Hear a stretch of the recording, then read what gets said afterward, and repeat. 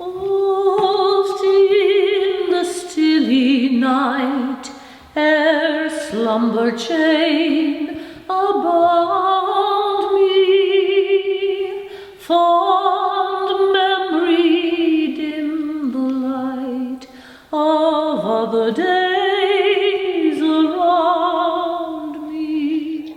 Hello, Nicola. You live here in Hill House, and it's a very historic house. Can you tell us a little about it, please? The house was built in 1753 and it's affiliated with Charlotte Bronte. Charlotte would have visited the house when she came on honeymoon with her husband Arthur Bell Nicholls, and his aunt Henrietta would have lived in the house. And after Charlotte passed away, Arthur came home here to Banagher and lived in the house for over 40 years and brought a lot of her memorabilia from Haworth back here to the house in Banagher. The mistress wants you to clear out the wardrobe in Mr. Nicholls' old room. She's going to move it into the back bedroom. Whatever possessed her to shift that old yoke now? Anyway, I did it this morning. I put everything on the bed in the back room. She says that the master's hat is still on top of the press. My climbing days are over. You need to go up and take it down. The mistress is waiting. She's just heading out. Biddy? Biddy? For goodness sake. I'm coming now, Miss N. Thank you, Biddy, for clearing out the wardrobe, but the master's best hat is still up on top. Oh, Biddy, you're not going to stand on that good chair. Oh no, fetch the wooden one from the landing.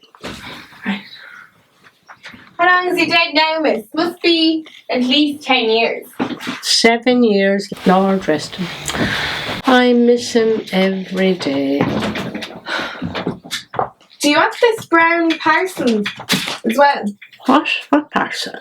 This brown package parcel thing. I don't know. It looks piggity. What?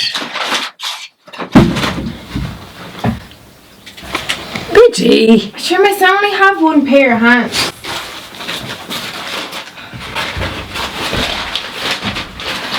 It's fair light. What is it? I don't know, miss, but whoever tied it, it's Dev's own job to open it. James, bring us scissors. Excuse me?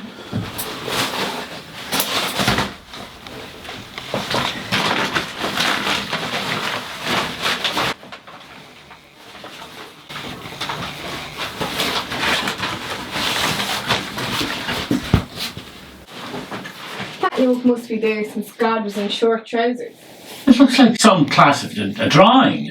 Three young girls in old-fashioned frocks.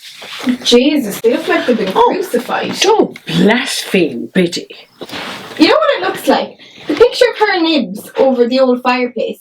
You know, the one that they gave to that museum in England?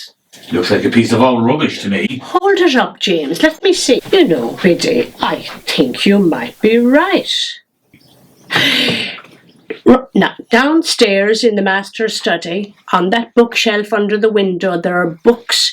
There's a brown book down there by Mrs. Gaskell. Will you bring it up for me, please? Mrs. who? Gaskell, Gaskell. It's called The Life of Charlotte Bronte. And when you open the cover, inside you'll see a picture of the first Mrs. Nicholls. Will you get it for me, please? Yes. Do you think Miss Bronte is one of the women in this picture? Does that mean it's worth a shed load of money? Like the old stuff? Biddy. Will I bring up a rag man to give it a bit of a rub? So we're in the National Portrait Gallery, and this is where the Bronte portrait is.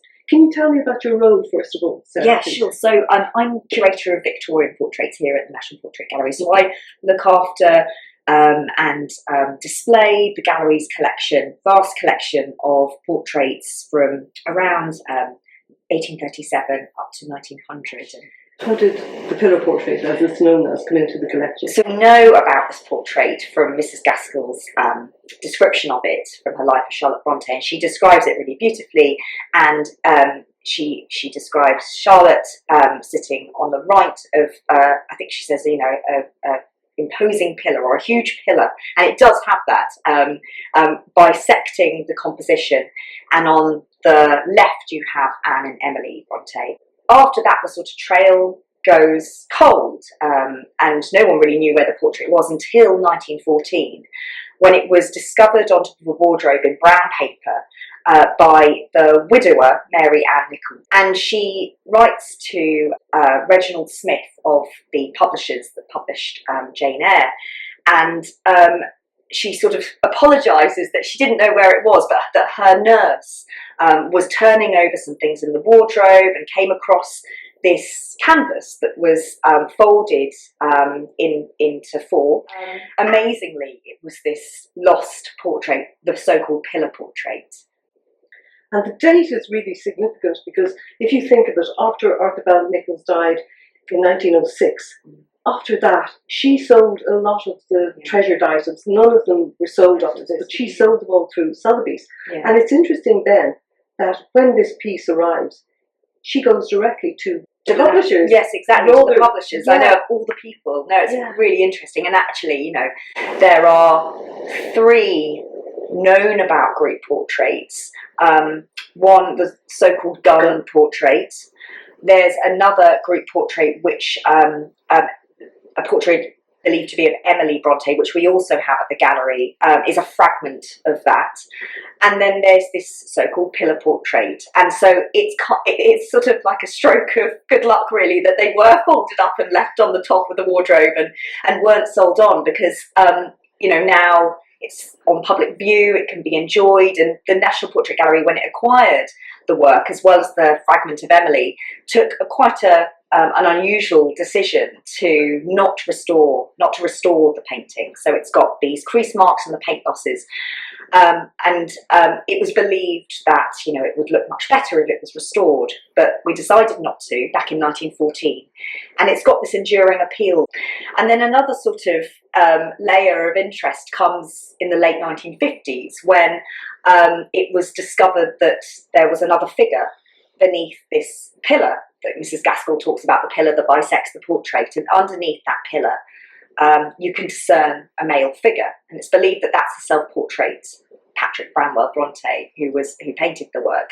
Branwell, when he painted this, was he unhappy about the balance of the portrait, or was he unhappy about his own personal appearance, or why do you think he painted himself? We don't really know. It's one of those things that we'll probably never be able to find the answer. We've done, you know, infrared photography, and when you shine ultraviolet light, that, you know, this reveals clues about his working practice. And absolutely, it does seem that the composition would have been quite crowded. You know, it's not a huge portrait; it's sizable enough that we think that he sort of painted himself out under a pillar, put a pillar there instead, because the composition otherwise would have seemed a bit crowded. I mean, that's what we think, but we'll never really know. No, and pillars were always, weren't they, very classical thing? Absolutely, yeah. They were there from time immemorial, so it appears. Yeah, it's the sort of classic portrait, either to have a, you know, swathe curtain or a pillar or both.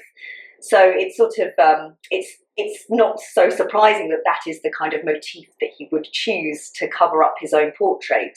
But it is a fascinating discovery, because oil paint sort of becomes translucent over time.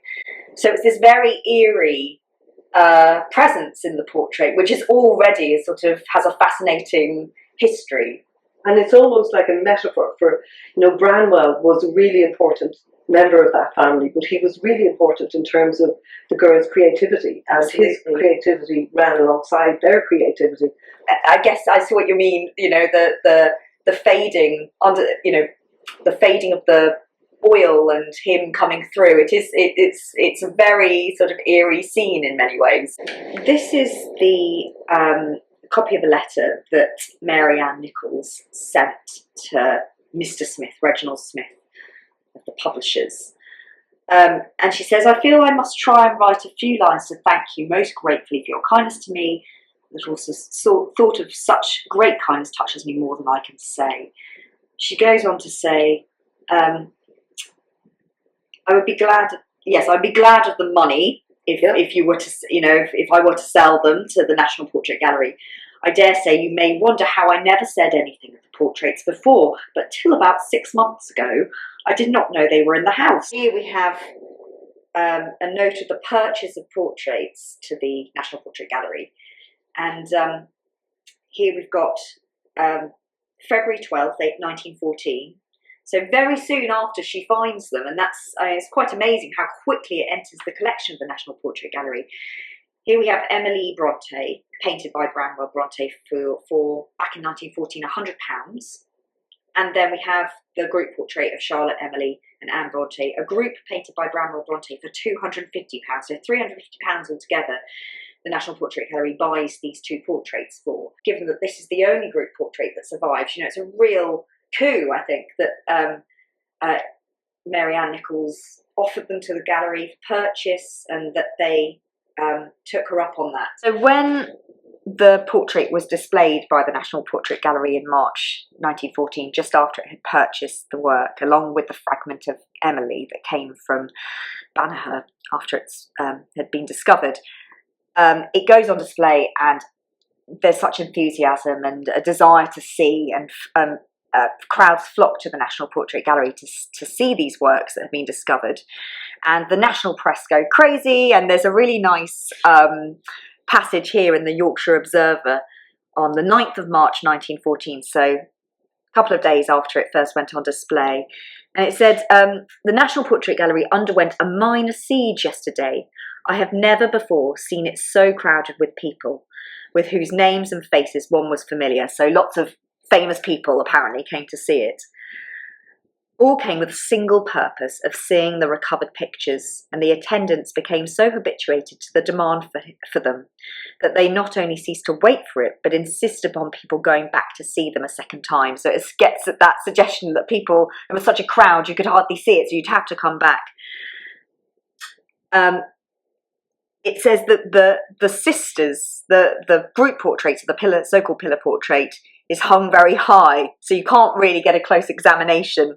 But the fragment of Emily could be seen close up, and you can see here on the front page of the Daily Graphic, a weekly illustrated newspaper, British newspaper, on March the 6th, the day it went on display. Both portraits went on display. That there's a gentleman here looking at the Emily portrait, or he looks actually like he's looking at the little label beneath, actually.